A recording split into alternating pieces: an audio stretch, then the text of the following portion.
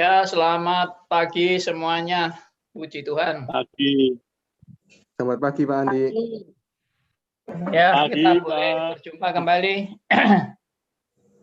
Semua karena kasih karunia Tuhan saja. Salam jumpa buat yang di Zoom, Pak Aryo, Pak Endarto,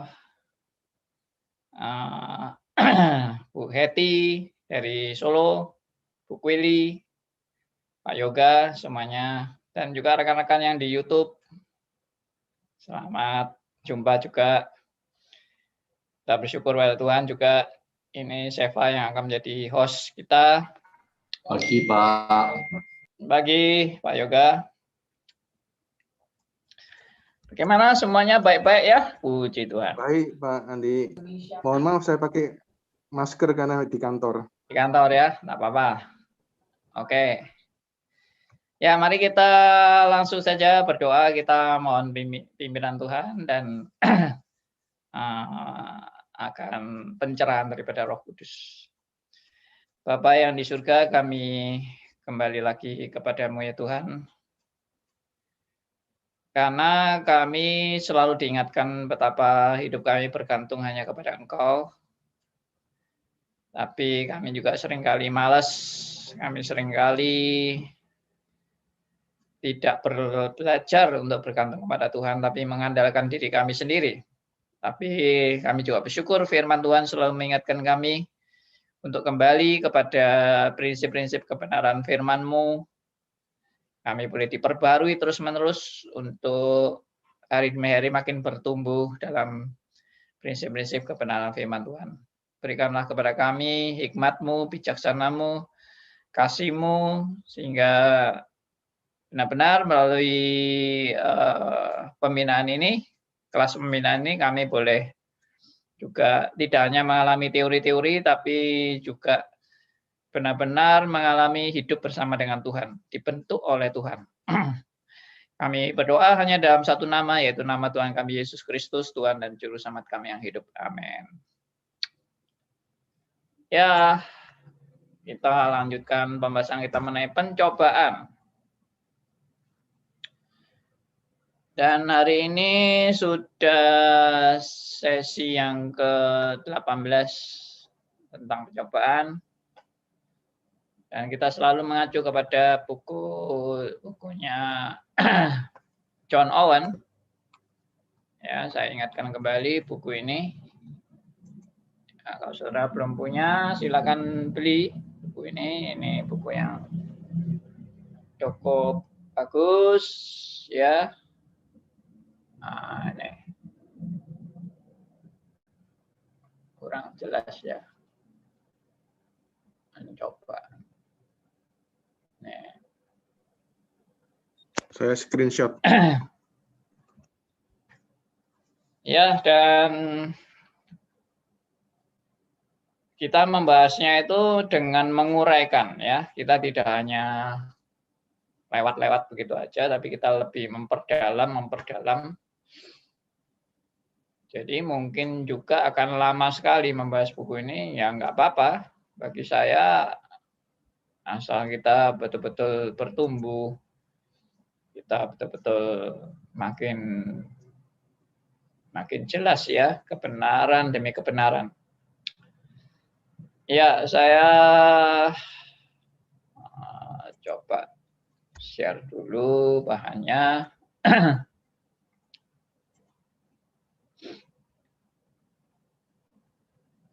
Pencobaan.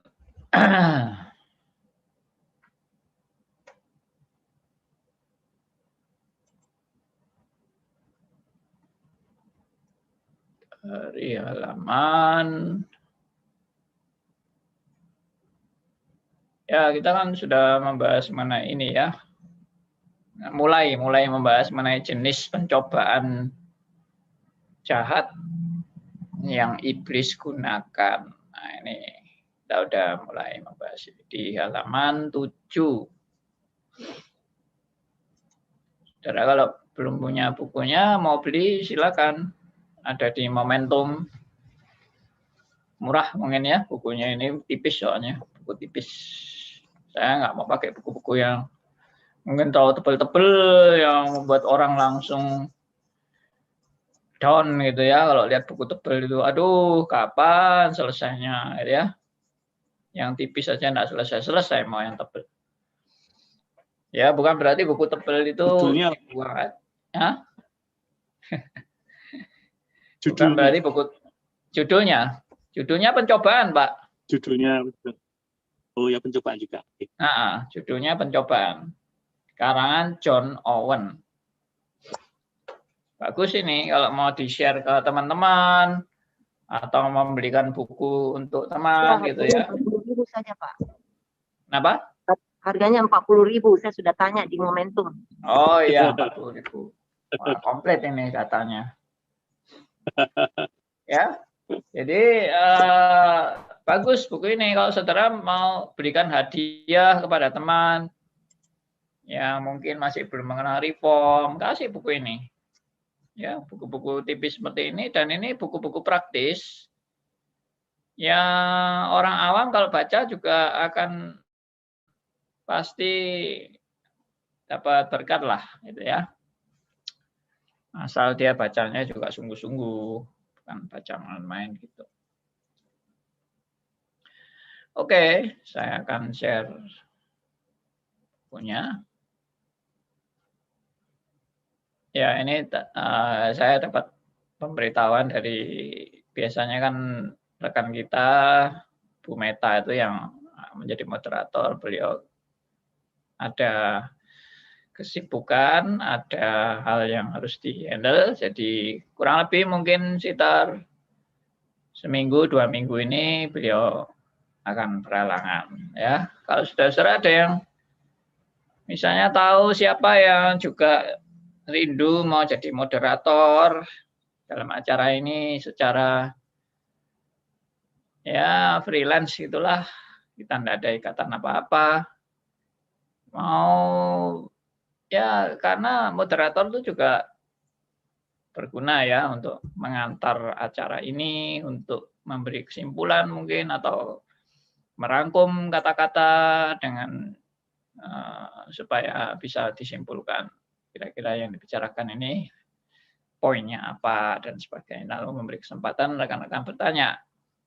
Tapi nggak apa-apa selama belum ada, saya handle sendiri ya.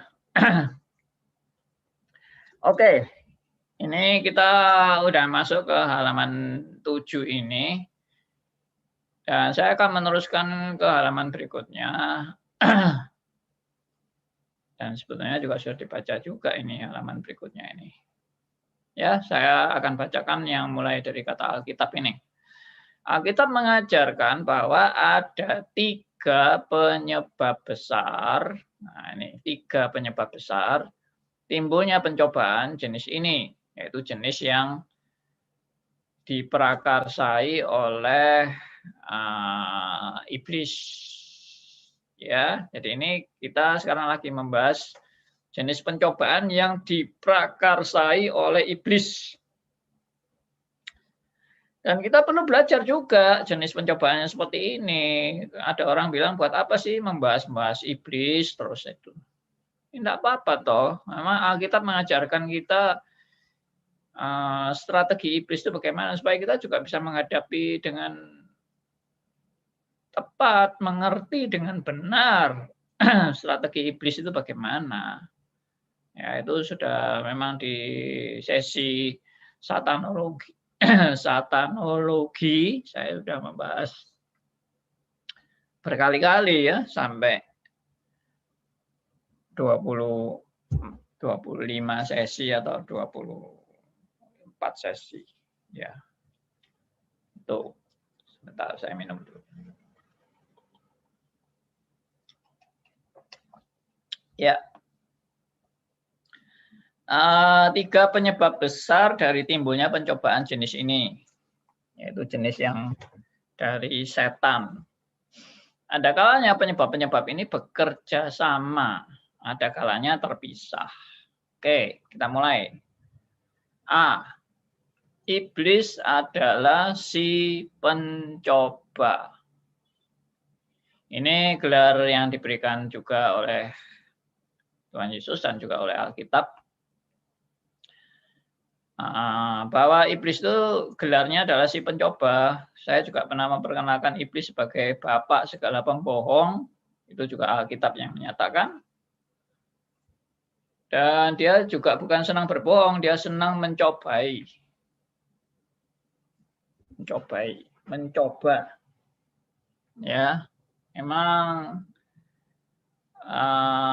gimana ya mencoba itu ya? Misalnya contohnya ini misalnya untuk menguji orang ini setia sama istrinya atau tidak,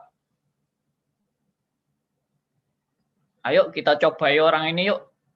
Caranya mencobai bagaimana? Nah, dibawa ke tempat pelacur misalnya. Ini cuma contoh ya. Ini bukan hal yang baik memang, bukan hal yang baik. Ya, tapi ini mau mencobai. Ini pria yang memang setia sama istrinya apa enggak? Ayo diajak ke pelacur yuk. Nah, di tempat pelacuran tuh ditawari perempuan-perempuan, apakah dia tetap tabah? Dia tidak mau. Dia menolak segala tawaran-tawaran itu atau dia tergoda. Nah, kalau dia tergoda ya tidak berarti dia itu tidak setia sama istrinya. Ya ini contoh orang yang mengalami dicobai begitu ya. Untuk membuktikan bahwa dia itu memang orang yang sebetulnya tidak setia sama istrinya atau setia ya. Kalau setia ya pasti tidak mau terima tawaran-tawaran itu.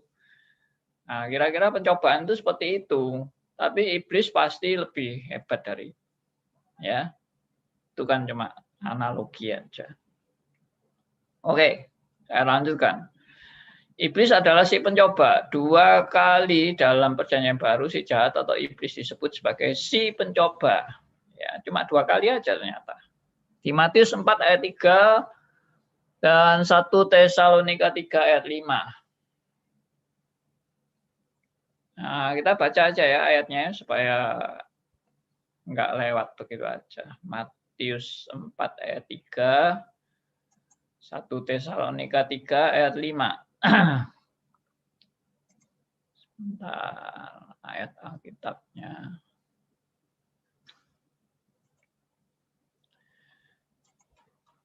Matius.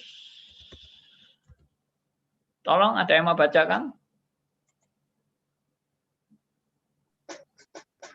Saya Pak Andi. Silakan Pak Endato. Matius 4 ayat 3. Lalu datanglah si pencoba itu dan berkata kepadanya, jika engkau anak Allah, perintahkanlah supaya batu-batu ini menjadi roti. Ya. Bentar. Ya, lalu datanglah si pencoba. Nah, jadi jelas-jelas Alkitab memang bilang iblis itu si pencoba. Dalam bahasa Inggris, Revised Standard Version, and the tempter, ya si pencoba, ya sama lah artinya. Oke, lalu 1 Tesalonika 3 ayat 5 ya.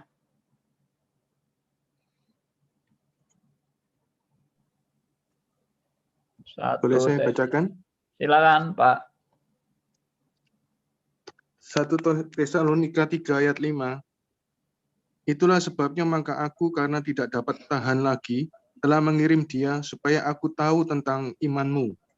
Karena aku khawatir kalau kamu telah dicobai oleh si penggoda dan kalau usaha kami menjadi sia-sia. Yes. Jadi disebut si pencoba lagi ya. Nah, ini juga satu contoh bahwa satu bukti ya bahwa kita menyebut iblis itu sebagai si pencoba. Ya, kembali lagi ke bahan tadi. Terkadang iblis akan mencobai orang percaya agar berdosa dengan menaruh pemikiran-pemikiran jahat atau hujat ke dalam benaknya.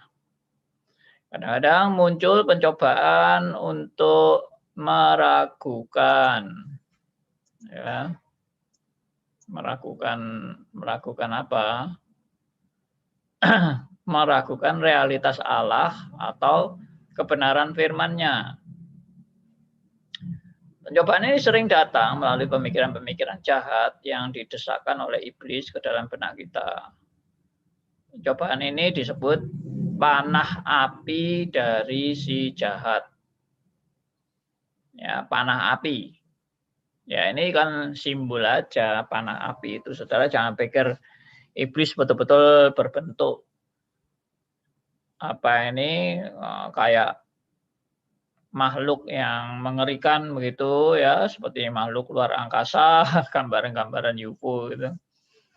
Lalu mungkin hidungnya mancung, lalu ada ekornya, ya, lalu bawa panah api, ya, panah apinya ditembakkan kepada kita. Lah, itu saya dengar itu ada pendeta yang katanya dapat penglihatan melihat iblis itu bawa panah api, ya, lalu langsung nembaki panah-panah api itu kepada kita. Wah, ditangkis dengan ilmu silatnya, ya. Ini semua ini kadang-kadang baca ayat itu imajinasinya terlalu tinggi, ya.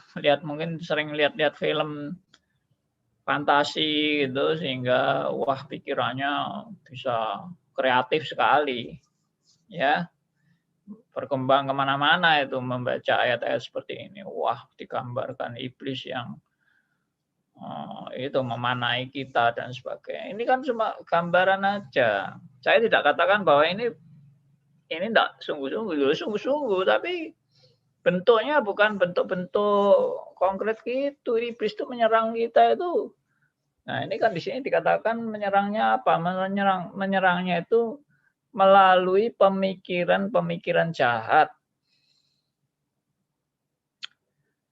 Kadang-kadang saya juga agak kecewa ya kalau melihat kok ada ya anak-anak Tuhan, ngaku-ngakunya anak Tuhan, tapi pemikirannya amat jahat. Pemikirannya itu memang suka bohongin orang, atau suka menjebak orang, atau suka memfitnah orang. Pokoknya hal-hal yang bagi saya aneh, masa anak Tuhan berpikir seperti itu ya. Masa anak Tuhan itu berpikir pikirannya itu bagaimana pokoknya saya bisa menjatuhkan teman saya gitu. Sahabat saya jatuhkan. Saya fitnah dia, ya. Lalu saya melihat misalnya apakah mungkin ya anak Tuhan bisa jadi penjilat-penjilat misalnya. Tapi itu semua bisa terjadi. Anak Tuhan aja bisa jatuh dalam pencobaan perzinahan, ya. Nah, itu pemikiran-pemikiran jahat kan. Seperti Daud berzina dengan Batseba sampai mengutus suaminya Uria sampai di medan peperangan supaya suaminya mati di medan peperangan dengan disengaja supaya dia di garis depan. Ya, supaya cepat mati kalau di garis depan itu memangnya. Ya. Nah, itu kan pemikiran-pemikiran jahat. Kenapa Daud sebagai anak Tuhan bisa punya pikiran kayak gitu? Mengerikan ya. Dan mungkin jangan saudara pikir saudara lebih baik dari Daud. Dan saudara tidak mungkin punya pikiran jahat. Saudara ini orang yang tulus, bersih, murni, suci, kudus, ya, pikirannya pikiran mulia, tidak ada pikiran jahat sama sekali. Saudara ini orang yang benar-benar sudah dekat sama dunia malaikat gitu ya mungkin ya. Tidak juga. Kita tidak mengatakan bahwa saudara sebagai anak Tuhan ini suci, bersih, tanpa noda dosa, tanpa ada kemungkinan bisa berbuat jahat dan sebagainya. Bisa, sangat bisa. Jadi seperti tadi saya bilang, Daud itu kan bisa berbuat jahat itu. Ya, dan di Perjanjian Baru juga pernah terjadi kan, Rasul Petrus dimarahi sama Rasul Paulus karena Rasul Petrus itu orangnya takut dinilai oleh orang-orang Yahudi bahwa dia itu bergaul sama orang-orang kafir. Lalu akhirnya menghindarkan diri dan sebagainya. Ya saya nggak terlalu meneliti peristiwa itu, tapi kesannya itu bagi Paulus, Petrus itu munafik. Kamu itu munafik, kamu itu berbuat seperti itu. Ya, lah kok bisa Rasul kok munafik begitu? Padahal kan sudah bertobat, Petrus sudah bertobat, bahkan Petrus sudah dipakai Tuhan di hari Pentakosta kan, luar biasa sekali itu. Dan setelah itu Petrus masih bisa berbuat hal yang tidak benar. Nah, jadi itu juga membuktikan saudara dan saya itu jangan sombong, merasa diri lebih baik dari orang lain. Juga jangan sebaliknya, oh saya memang orang berdosa kok, jadi berdosa itu biasa. Berdosa itu wajar. Saya kalau berbuat jahat itu juga wajar. Saya kalau mau berzina juga wajar. Daud aja berzina kok, saya juga berzina ya nggak apa-apa ya toh. Lalu saya memfitnah orang juga enggak masalah karena Daud juga mau mengutus Uria untuk mati. Itu kan lebih sadis dari saya. Saya masih fitnah aja, enggak masalah ya.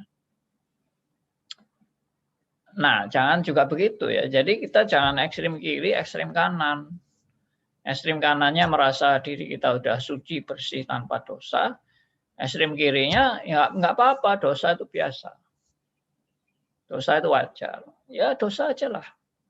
Tidak ada yang nyalahkan kamu kok. Tuhan sudah mengampuni kamu. Ya ini juga sudah ekstrem kiri, ekstrem kanan yang dua-dua nggak benar. Tapi yang saya maksud di sini ini kan anak Tuhan bisa jatuh dalam dosa seperti ini. Kalau jatuh dalam dosa itu tidak berarti hobinya. Itu menjadi hobinya. Kalau menjadi hobinya itu mungkin tanda tanya ya. Bisa seseorang jatuh dalam dosa yang pencobaan-pencobaan yang sama ya, bolak-balik jatuh, menyesal lagi, jatuh lagi, menyesal lagi, jatuh lagi. Tapi dia setiap kali jatuh dia juga sadar, dia juga menyesal, dia juga minta ampun sama Tuhan, dia minta supaya Tuhan memperbaiki hidupnya, betul-betul menyesal. Tapi bolak-balik kelemahannya yaitu. Nah, itu bisa terjadi pada anak Tuhan. Tapi itu bukan hobi. Hobi lain ya. Kalau hobi itu saya tidak merasa bersalah berbuat itu. Dan saya membenarkan diri dalam perbuatan seperti itu. Jadi misalnya dalam perzinahan, ya tidak apa-apa toh, wajar toh. Setiap orang ada kelemahannya. Saya ini sekarang kelemahan saya ini adalah dunia perzinahan. Ya, jadi perzinahan itu menjadi bagian hidup saya, kelemahan saya yang memang ini mungkin salib yang Tuhan mau saya alami dalam hidup saya. Salib saya ini adalah ya saya berzina gitu. Nah, tapi orang ini berzina tidak merasa bersalah. Dia bahkan pakai ayat Alkitab untuk membenarkan perzinahannya dan meneruskan perzinahannya dan menyuburkan perzinahannya. Nah, itu yang nggak benar kan. Saya tadi katakan orang pilihan bisa jatuh dalam perzinahan, tapi bukan menjadi hobi.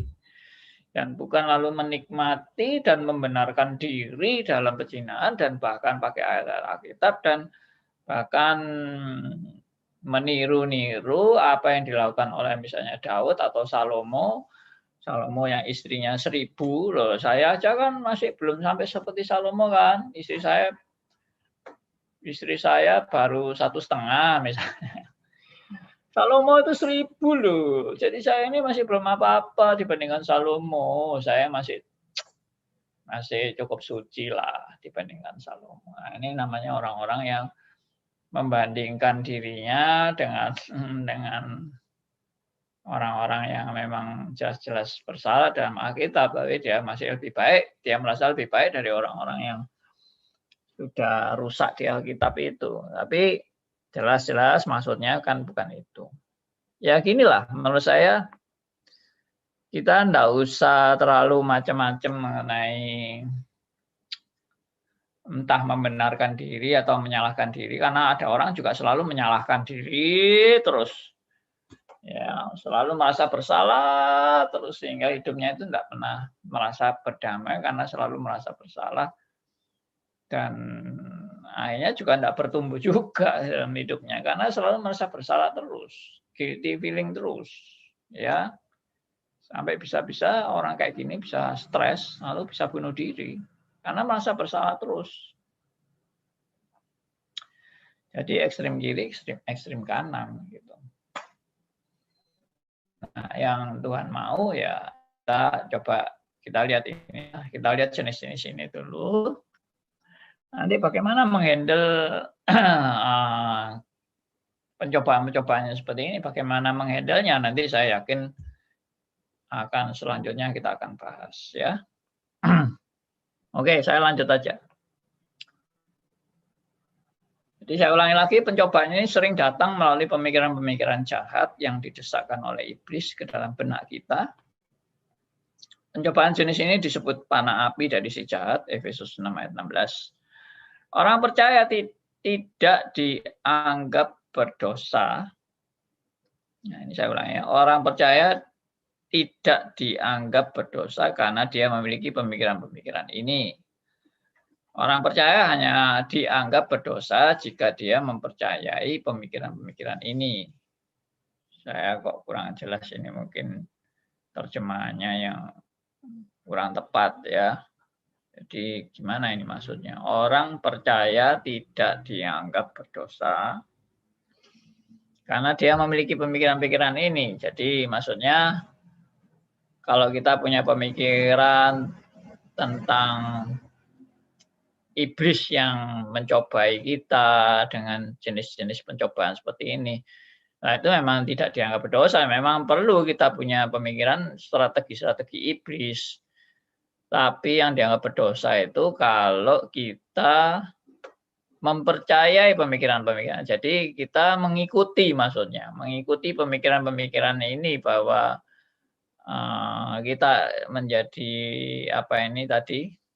meragukan realitas Allah atau kita meragukan firman-Nya. Lah pemikiran ini pasti salah ya. Kita tidak boleh meragukan firman-Nya. Kan kita tidak boleh meragukan realitas Allah. Karena memang strategi iblis itu adalah ya to the point-nya ya. Strategi iblis itu adalah menjauhkan saudara dan saya dari Tuhan.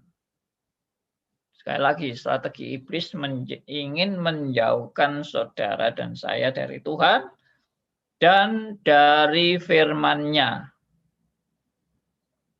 Sudah poinnya itu kan. Tidak usah terlalu ruwet sebetulnya. Strategi iblis itu menjauhkan saudara dari Tuhan dan menjauhkan saudara dari firman-Nya, firman Tuhan. Sudah. Kalau saudara sudah digoda seperti itu dan saudara juga sudah menjauhkan diri saudara dari Allah dan menjauhkan diri saudara dari firman-Nya, ya iblisnya happy pasti. Oke, berhasil. Ada anak Tuhan yang sudah meragukan Allah-Nya dan ada anak Tuhan yang meragukan firman-Nya. Ya, sekarang saya akan teruskan untuk makin lama makin tersesat. Dan memang betul, saudara, yang sangat-sangat berbahaya adalah hidup kita makin jauh dari Tuhan tanpa kita sadari. Dan hidup kita sudah jauh dari firman Tuhan dan kita tidak ada lagi kesukaan dengan firman Tuhan, kita malah belajar ilmu yang makin menyesatkan kita. Nah, itu juga amat bahaya sekali. Saudara jangan pikir ya kalau saudara ini anak Tuhan, saudara tidak mungkin tersesat. Mungkin. Saya bilang anak Tuhan masih mungkin tersesat. Memang yang tidak mungkin itu kan binasanya. Yang tidak mungkin. Tapi tersesatnya itu mungkin. Ya, dan anak Tuhan tidak mungkin jauh dari Tuhan ya Tuhan memang tidak pernah jauh dari kita, tapi kita bisa meragukan realitas Allah. Karena pikiran-pikiran jahat itu tadi. Ya, jadi ini hati-hati. Seperti contohnya munculnya ajaran-ajaran sesat yang sekarang lagi makin hebat, ajaran-ajaran sesat ini. Ya, antara lain gereja Tuhan Yang Maha Kuasa. Aduh, saya melihat ini memang wadah empuk atau jebakan Batman dari si iblis untuk menjangkau lebih banyak jiwa-jiwa bertobat menuju pada ajaran sesat. Bertobatnya tanda petik.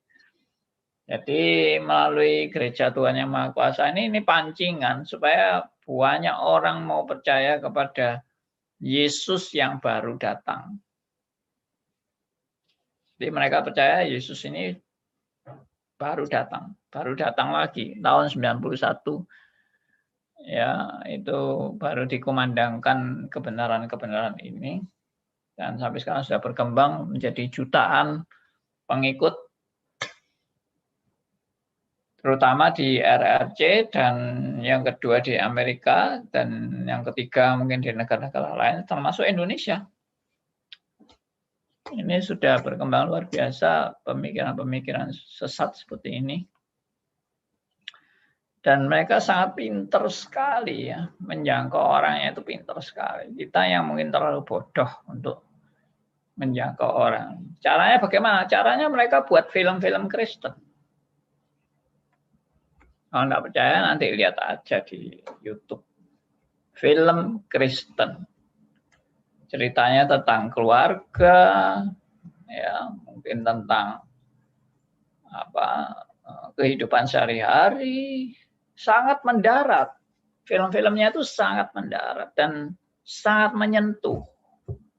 Dan orang yang melihat film itu akan tertarik, pasti tertarik. Saya lihat aja di YouTube itu penontonnya sudah jutaan. Bukan ribuan lagi, jutaan sudah penontonnya. Ya, saya buat video-video itu ya memang nggak menarik ya video kami itu. Karena mungkin ya ngelolanya agak sembarangan, asal diupload aja, belum diedit. Mungkin ya memang itulah kelemahan kita. Kita kurang tenaga, kurang skillnya juga. Ya, jadi ya penontonnya ya gitu-gitu aja. Saya lihat penontonnya mereka jutaan. Ya inilah strategi si jahat yang ingin menjauhkan saudara dari Tuhan dan dari firman-Nya. Aliran baru ini, Gereja Tuhan Yang Maha Kuasa ini juga sudah menerbitkan Alkitab versi Tuhan Yesus yang terbaru. Alkitabnya ini bukan lagi tulisan rasul atau nabi, enggak. Alkitabnya ini tulisan Tuhan Yesus sendiri. Wah, luar biasa enggak? Saudara enggak kepengen punya Alkitab tulisan Tuhan Yesus sendiri? Pengen kan? Ini Alkitabnya Yesus. Zaman sekarang Tuhan Yesus datang lagi dan dia sudah menulis Alkitab dan tulisannya luar biasa. Tulisannya merubah kehidupan. Ya, tulisannya membuat kita tercelik akan kebenaran. Itu kesaksian-kesaksian orang yang membaca Alkitab itu. Luar biasa sekali kan. Ya, kapan-kapan saya mau bikin acara itu. Gereja Tuhan Yang Maha Kuasa. Ya, mereka disiksa oleh pemerintahan RRC. Ditangkap, dibunuh pemimpinnya. Mereka tidak takut. Mereka tidak undur. Mereka bahkan dengan disiksa, dengan ditangkapi pemimpin, mereka justru makin diyakinkan apa yang mereka lakukan ini dari Tuhan. Iblis tidak suka. Karena itu mereka ditangkapi. Di beberapa pemimpin mereka ada yang dibunuh. Ya, jadi Bagi mereka itu justru mengkonfirmasi bahwa apa yang mereka sedang kerjakan itu dari Tuhan. Makanya itu iblis tidak senang. Dan iblis ingin menghancurkan mereka. Itu makin giat mereka. Dengan disiksa, dengan ditangkap, itu mereka makin giat. Luar biasa. Sedangkan orang Kristen santai-santai, enak-enak, ya, leyeh-leyeh, nggak berjuang apa-apa. Ya, apa yang kita mau kerjakan? Ya, oke lah. Ini hanya sekedar intermezzo menunjukkan bahwa iblis ini sedang bekerja dengan luar biasa. Sedangkan di selain gereja Tuhan yang Maha Kuasa ini masih banyak yang lain yang sesat. Dari yang paling kentara sampai yang paling tidak kentara. Dari yang ekstern sampai yang intern. Kesesatan itu di iblis menggunakan itu untuk mencobai banyak anak Tuhan supaya makin jauh dari Tuhan yang benar dan makin jauh dari Alkitab. Betul ini. Saya melihat orang-orang Kristen ini sudah Kristennya tanda petik. Bagaimana Anda menyebut Anda Kristen, tapi Anda tidak konsisten dengan Alkitab Anda. Anda tidak konsisten percaya kepada Alkitab Anda. Ya, saya sedih kalau ada orang-orang Kristen yang selain Alkitab masih ada pegangan lain.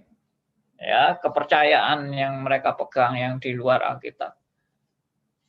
Itu menyedihkan sekali karena prinsip iman Kristen itu sola fide, sola gratia, sola scriptura itu sangat jelas.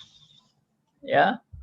Semuanya itu dari prinsip Alkitab, kebenaran Alkitab. Oke, saya lanjutkan. Pencobaan ini sering datang melalui ya itu tadi pemikiran jahat. Yang lebih sering adalah iblis akan mencobai dengan menggunakan dua cara lain yang disebut di bawah ini. Jadi ini kan cara pertama tadi ya. Iblis disebut sebagai pencoba. Di dalam iblis sebagai pencoba ada dua bagian lagi. Ini. Yaitu yang kedua ini sekarang ya. Dunia. Jadi kalau tadi iblis sebagai pencoba, yang kedua ini adalah iblis memakai dunia. Termasuk orang-orang duniawi adalah pencoba. Sebetulnya ini ya dicoba, ya iblis yang menggunakan dunia ini. Tapi mungkin juga ya memang kan iblis yang mencoba kan untuk menawarkan dunia ini kepada manusia pengikut-pengikut Kristus. Ini loh dunia yang enak kita nikmati. Ya, dunia yang menawarkan janji-janji yang indah ya, dunia itu penuh dengan keindahan, penuh dengan kenikmatan, penuh dengan pengharapan. Itulah dunia. Dunia memang menawarkan hal-hal yang menjadi pengharapan bagi manusia, apalagi sekarang dunia teknologi ya yang demikian hebat ya, dunia telekomunikasi, dunia komputer ya, IT dan sebagainya itu wah makin memberi pengharapan dan makin canggih luar biasa. Nah, ini dikatakan di sini, nelayan menggunakan cacing sebagai umpan yang lesat untuk menangkap ikan dengan cara yang sama. Iblis sering menggunakan daya tarik dunia sebagai umpan untuk membujuk seorang berdosa. Iblis menggunakan dunia sebagai umpan, pancingan untuk membujuk seorang berdosa. Ya, apanya memang tidak menjanjikan dunia ini. Ya, apalagi kalau itu membuat Anda lebih cepat kaya, lebih cepat makmur, lebih cepat berhasil, sukses, bahagia, penuh dengan fasilitas hidup, kenikmatan, kekayaan, ya serba berkelimpahan, hidup serba berkelimpahan, bisa beli barang-barang mewah yang luar biasa, yang dulu nggak mampu beli sekarang bisa beli, mobil mewah, ya atau rumah mewah, ya pakaian mewah, sepatu mahal-mahal, ya tas mama, wah semuanya istilahnya branded gitu ya. Ya puji Tuhan lah, saya dari dulu nggak suka barang-barang branded. Kalau saya punya barang-barang tertentu ya ada yang ngasih 1, 2, nggak banyak. Saya juga dikasih kayak gitu-gitu juga saya nggak terlalu concern ya toh. Orang yang mungkin ngasih saya juga, wah Pak Andi model gitu, dikasih gini-gini ya nggak cocok. Ya, memang betul nggak cocok itu. Ya saya bersyukurlah saya bukan daya tarik bagi saya.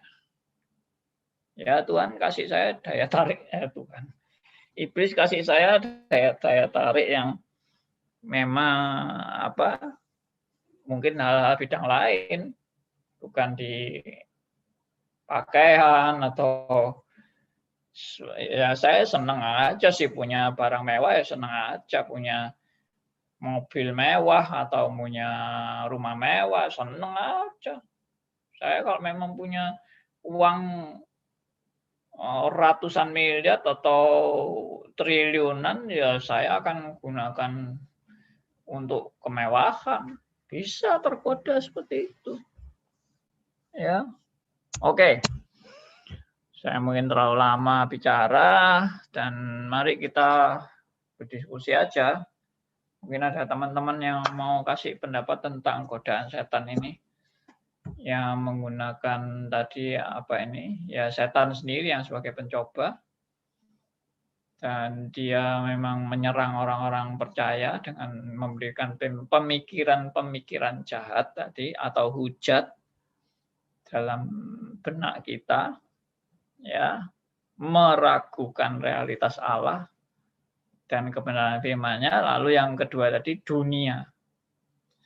Iblis menawarkan dunia yang memang nikmat, yang memang menyenangkan, memang ya banyaklah orang tergoda, tidak usah heran dalam hal ini. Salomo juga tergoda akhirnya, karena Salomo tadinya kan tidak suka kekayaan, tidak suka kebesaran tahta dan sebagainya. Dia cuma mau hikmat. Salomo itu, dia cuma ingin minta hikmat. Tapi Tuhan kasih berkelimpahan, ya, harta benda, entah itu dari Tuhan, entah itu dari iblis, saya juga nggak tahu. Pokoknya itu harta Salomo memang luar biasa sekali, dan akhirnya Salomo pun juga terjatuh dengan wanita, terjatuh dengan harta yang begitu luar biasa mewahnya. Ya, semua orang itu gampang jatuh lah. Kalau kita lihat juga, ya enggak usah rahasia lagi ya, karena sudah diberitakan di mana-mana hamba Tuhan yang jatuh karena wanita dan karena harta.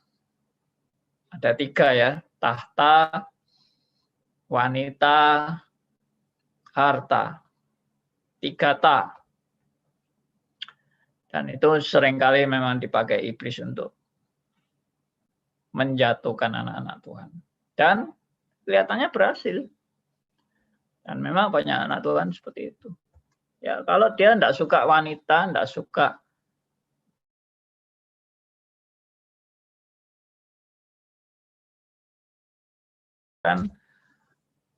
gambaran kemuliaan diri.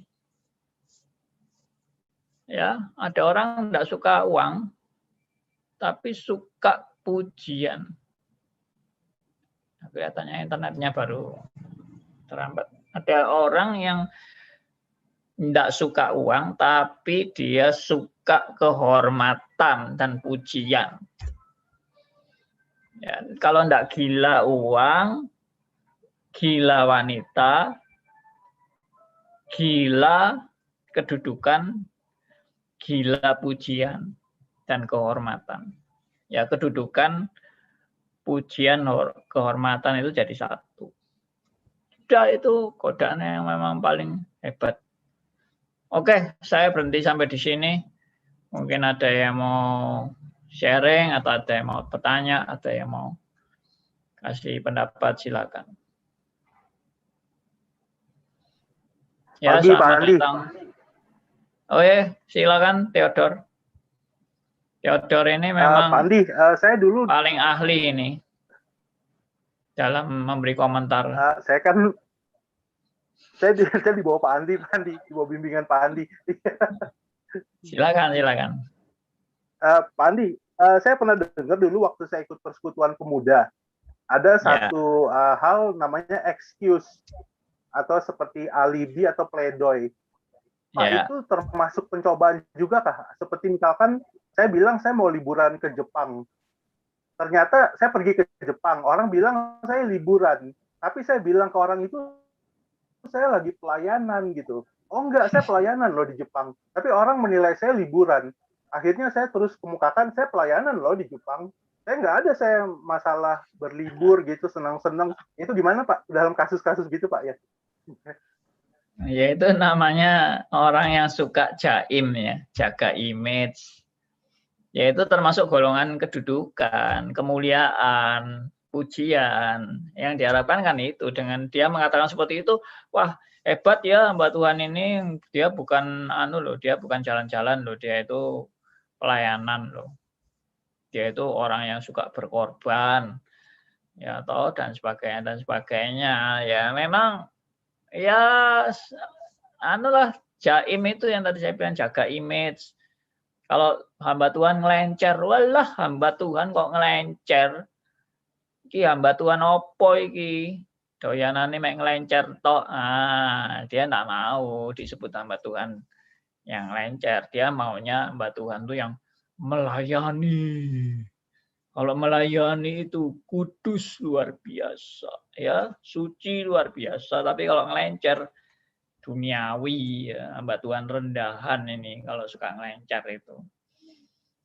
Ya, padahal Tuhan juga enggak ngelarang loh orang lencer.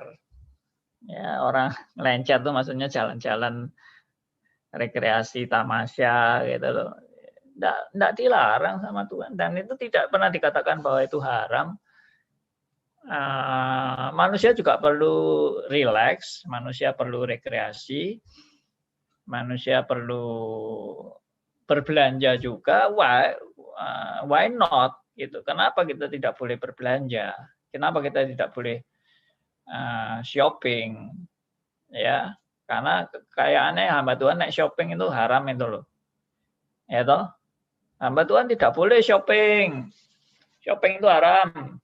Jadi hamba Tuhan itu apa kerjanya? Alkitab. Ya, pokoknya Alkitab terus, Alkitab.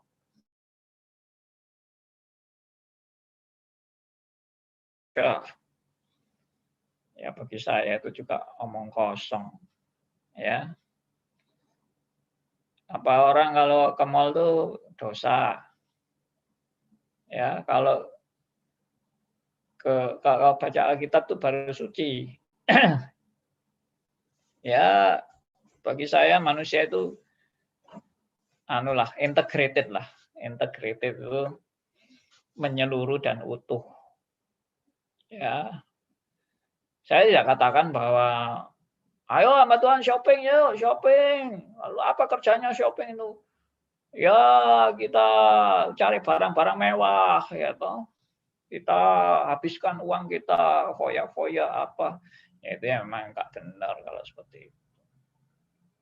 Tapi kalau shopping itu tujuannya dengan keluarga, supaya kita akrab dengan anak-anak kita, ya, dan supaya kita bisa ada kesempatan dengan keluarga itu bisa membina hubungan yang baik dengan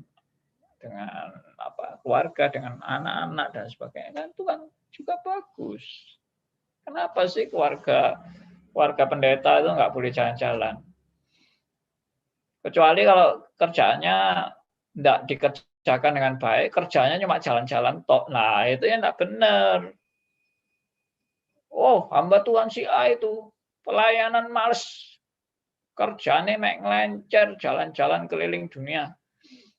Ya itu ya pasti sudah tidak benar lah. Itu tidak usah diomong kayak gitu. Tapi nanti jadi ekstrim lain. Hamba Tuhan kerjanya cuma baca kitab terus. Saya ini memang ya hampir sehari-hari juga baca kitab. Tapi bagi saya jalan-jalan itu tidak haram kok. Tapi kalau persentase saya akui, saya pasti persentase lebih banyak melayani dalam dalam pembinaan-pembinaan seperti ini, itu waktu saya habis di sini. Tapi saya tidak haram, saya tidak pernah mengatakan jalan-jalan ke mall itu haram. Asal tujuannya benar loh ya. Jangan tujuan ke mall itu hanya untuk mabuk-mabukan atau untuk apa ya, itu kan sudah tidak benar memang kalau seperti itu. Oke. Jadi tadi Theodore tanyakan mengenai excuse. Ya memang kalau orang itu selalu cari excuse, bahkan berbuat dosa pun ada excuse-nya. Oke. Ada yang lain?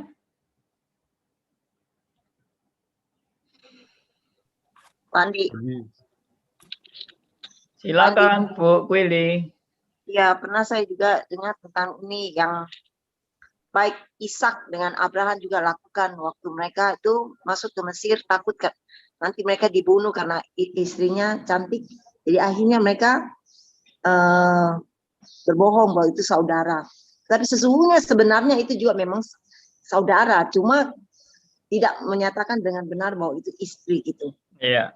Jadi itu termasuk pencobaan yang dikategorikan di mana Pak? Ya itu ego lah, si aku. Pencobaan dari si aku egois, mementingkan diri, keselamatan diri, ya kepentingan diri. Nah itu orang-orang yang egois. Ya. Seperti itu. Ya jadi ya makanya itu juga satu contoh. Abraham aja juga bisa jatuh dalam pencobaan yang sampai dia bahkan mengorbankan istrinya loh, itu kan ya keterlaluan lah ya toh, sampai istrinya mau dijadikan istrinya Raja Firaun ya toh. Waduh itu ya berat itu, demi Abraham takut mati lalu mengorbankan istrinya supaya diambil sama Firaun, ya kacau lah. Ya memang, tapi ya itulah manusia, itu yang saya pernah bilang. Kita jangan sok sombong merasa kita ini lebih hebat dari Abraham. Ya itulah namanya manusia rentan, itu ya begitu. Saudara dan saya itu rentan, kalau Tuhan tidak pelihara kita ya kita habis. Ya semua adalah anugerah Tuhan, tapi saya seringkali itu orang yang dari luar melihat reform itu enak ya, jadi orang reform itu sedikit-sedikit Tuhan pelihara, sedikit-sedikit Tuhan pelihara. Ya, kita ini manusia rentan, jadi orang reform itu kelihatannya tidak ada usaha apa-apa. Ya, hanya mengandalkan Tuhan pelihara, dan kita memang lemah, kita memang tidak bisa apa-apa. Jadi usaha manusia itu tidak ada usahanya sama sekali. Enak ya jadi orang reform kayak gitu ya. Nah ini juga salah paham ya. Kita tidak pernah loh diajarkan jadi orang reform tuh enak-enak aja, ya tidak usah usaha, tidak usah berjuang. Ya kita semua dalam pemeliharaan Tuhan. Kita memang orang suka berdosa, kita orang lemah. Nanti Tuhan yang akan mengangkat kita, Tuhan yang pelihara kita. Akhirnya kita jadi orang yang malas-malesan, orang yang enak-enakan, orang yang tidak berjuang, yang tidak kerja keras.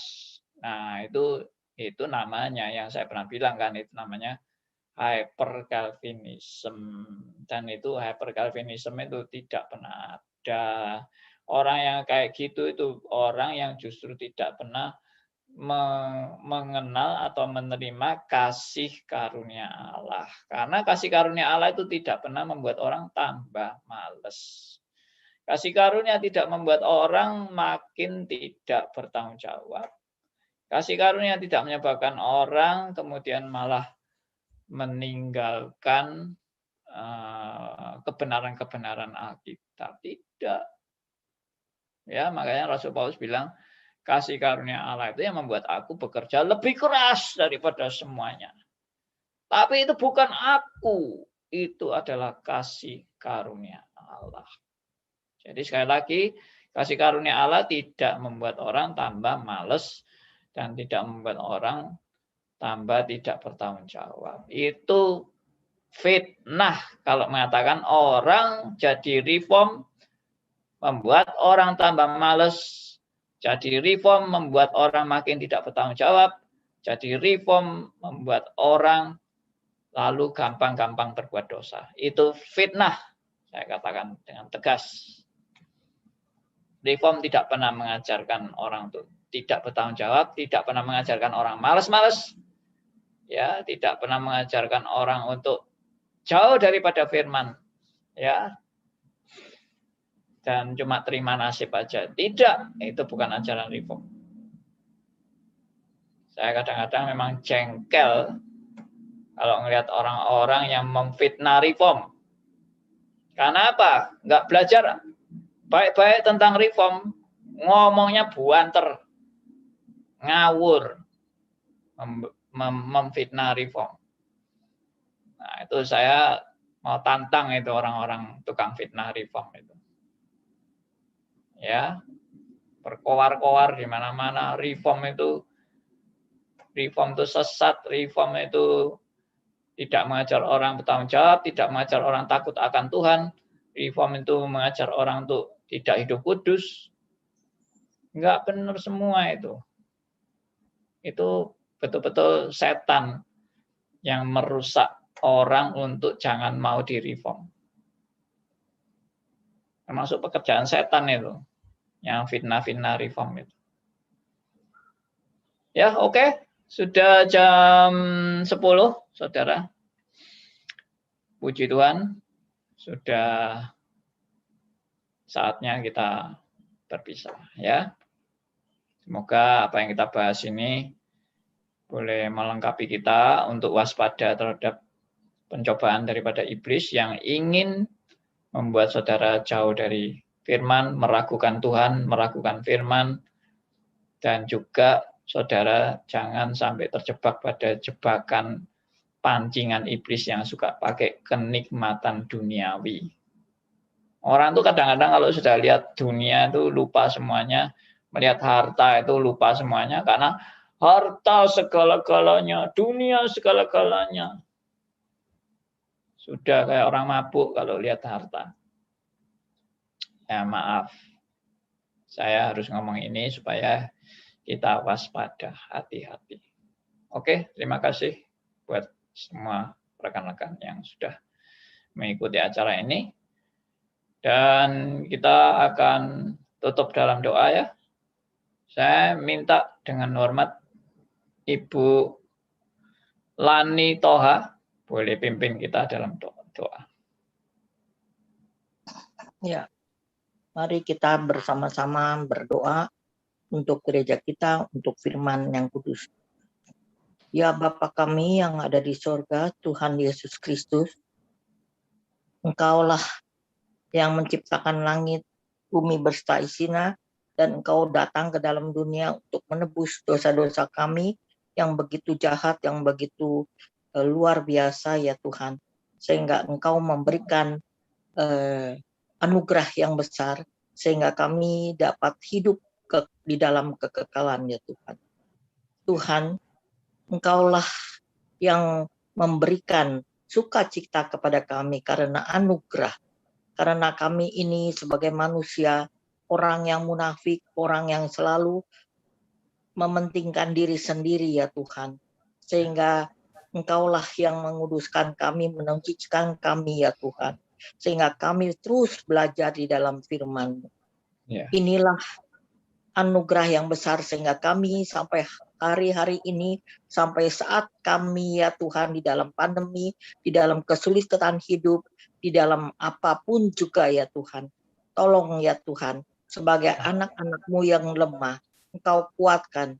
Engkaulah yang memberikan kekuatan iman di dalam menghadapi segala kehidupan yang bagaimanapun juga ya Tuhan. Baik sakit penyakit, baik di dalam kesulitan hidup apapun ya Tuhan. Engkaulah yang mengajarkan untuk selalu bersandar kepada Tuhan Yesus saja dan berjuang ya Tuhan, dan mempunyai pikiran yang seturut dengan firman-Mu ya Tuhan. Ya. Jauhkanlah kami dari segala kedagingan, jauhkanlah kami dari segala pembicaraan yang menjadikan Engkau ya Tuhan. Karena anak-Mu ya Tuhan, Engkaulah yang memberikan mulut bibir kami dan hati kami untuk sesuai dengan yang Engkau ajarkan kepada kami menurut firman-Mu. Terima kasih juga ya Tuhan untuk hamba-hamba Tuhan yang telah Engkau siapkan untuk kami berguru dan untuk kami belajar terus-menerus ya Tuhan. Ya Tuhan, tolong ya Tuhan untuk hamba Tuhan dengan seluruh keluarganya ya Tuhan, Engkau berkati. Terima kasih juga ya Tuhan untuk teman-teman kami yang seiman, yang terus-menerus mau dibimbing, mau mendengarkan firman-Mu, dan mau melakukan kehendak-Mu. Ini suatu anugerah yang besar kepada kami ya Tuhan. Pimpinlah kami sebagai anak-anak-Mu yang lemah ini, yang berdosa ini. Di dalam nama Yesus Kristus, Allah kami yang hidup, kami berdoa. Amin. Amin. Terima kasih Bu Lani. Terima kasih buat semua rekan-rekan. Terima kasih, Pak.